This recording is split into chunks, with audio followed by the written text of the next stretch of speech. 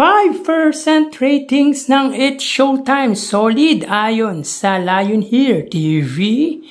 Yan ang pag-uusapan natin patungkol sa dalawang pananghaliang programa sa bansa, ang It's Showtime at ang Eat Bulaga. Pero bago yan ay humihiling ako na pakisubscribe ang aking YouTube channel, pakilike and share na din po mga kaparokya para mas dumami pa po ang makapanood ng content natin. Maraming salamat po sa inyo mga kaparokya.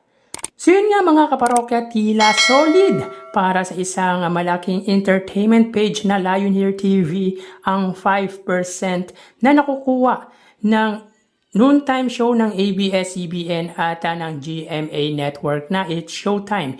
Tila pinagmalaki nito ang ratings na nakukuha ng pinapaborang noontime show or noontime program sapagkat ayon dito ay solid 5% ang nakukuhang ratings nito pagdating sa pananghaliang programa. So ayon dito, It's Showtime remains the top noontime show in the country which they got solid 5% on June 30 Monday against 3.3% of rival program. So solid 5% mga kaparokya ayon sa Lion Here TV. So solid na ba talaga yan mga kaparokya?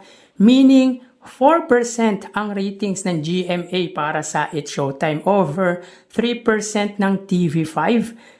Sa lawak ng naabot ng GMA mga kaparokya, tanging 1% lang ang inilalamang nito sa TV5 or sa katapat na programa. 1.7% lang ang inilamang nito para sa isang TV station na limited lang ang naaabot. Kasi yung All TV mga kaparokya, sabihin natin 0.1% average ratings at 0.3% naman po ang A to Z. So sa 5% ratings ay less natin ang 0.4% from A to Z and All TV. So magiging 4.6% lang ang ratings ng GMA para po sa It's Showtime. Grabe ang solid ratings ng It's Showtime kung tutusin. So ayon sa write-ups pa nito mga kaparokya, on the next day ay nag-improve daw dahil ang ratings nito from 5% ay naging 5.1%. So 0.1% ang itinaas or idinagdag para sa nakalipas na araw, habang ang Eat Bulaga naman po ay bumaba daw sa 3.2%. On July 2, Wednesday, mga kaparokya, nakakuha ng 5.2% ang It's Showtime at 3.3% naman po sa Eat Bulaga. July 3, mga kaparokya, Thursday, 5.3% for It's Showtime and 2.9% for Eat Bulaga. So, nung Friday naman po mga parokya, ang It's Showtime ay may 5.4% and 3.5% naman po para sa Eat Bulaga. And lastly, noong Sabado, July 5, ang It's Showtime ay may 5.3% at ang Eat Bulaga naman po ay 3.3%. So grabe mga kaparokya, bakit ganun hindi man lang umaabot ng 6% ang It's Showtime, gayong napakalawak naman po ng naaabot ng GMA Network. So sa numero ng It's Showtime na 5%, malamang line of 4% lang ang ratings ng GMA. Solid ba yan mga kaparokya? Sige lang Lion Here TV sa pag-build up. Pero ang katotohanan yan mga kaparokya, never nakakuha ng ganyang ratings ang Eat Bulaga noong time na nasa GMA pa ito. Naglalaro sa 6 to 8% ratings ang Eat Bulaga sa Kapuso before. So hindi pa din masurpassed or malagpasan ng programa ni Vice Ganda ang noontime program ng legendary trio noong time na nasa GMA pa ito. Kaya sana maayos ng pamunuan ng TV5 ang signal nila at palawakin pa ang naaabot nito. Dahil once na mangyari yan mga kaparokya, mas tetreten ang GMA sa TV5.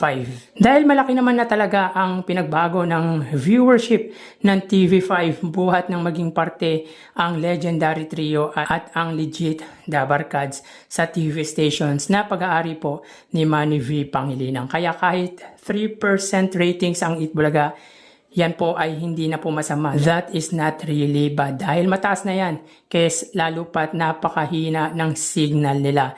Dito nga lang sa bahay mga kaparokya, pahirapan talaga ang signal kaya hindi makapanood ng Eat Bulaga dito. Tsaka yung 3% ng Eat Bulaga ay hindi tulad ng ratings ng It's Showtime sa TV5 noon na 1% lang. Kung suswertehin pa mga parokya, 2%. Anyways, both noontime shows are great. they are giving pure entertainment in our country at wala po tayong question dyan. Pero on my preference sa akin mga kaparokya, ang 8 Bulaga pa din ang siyang pinapanood at nangunguna pagdating sa pananghaliang programa. At para sa akin, kung ang 8 Bulaga ay may GMA, A to Z, and all TV station, baka di lang 5% ang ratings na makukuha nito. Kayo mga parokya, anong masasabi nyo patungkol sa write-ups na to?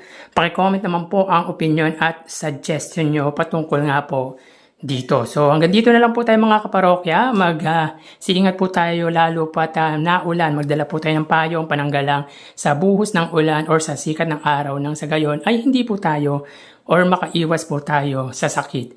Again, thank you and God bless.